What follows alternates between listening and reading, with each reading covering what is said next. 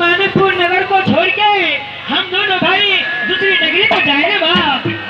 हे बाप, इसलिए कि अगर तुम दोनों भाई का पिता को अगर पता चल जाएगा तुम दोनों जीवित हो तो तुम दोनों को जाओगे नहीं, परंतु वह निर्दोष बिचारा दोनों भाई जल्लाद का सर्वनाश हो जाएगा। हे माँ, परंतु इस समय में दूसरे नगर जाने के लिए इसके आगे जो भाई कह रहे हैं दोनों, वह ध्यान से सुनो बात।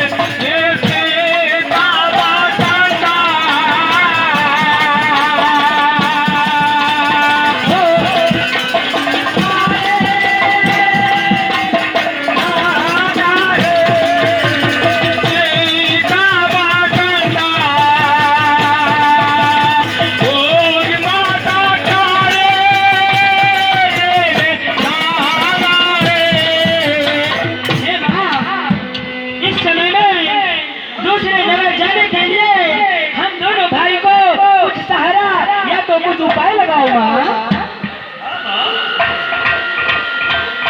सुनो श्रीकृष्ण, क्यों नहीं आगे कह सुनाओ माँ। सुनो मैं कह रही हूँ,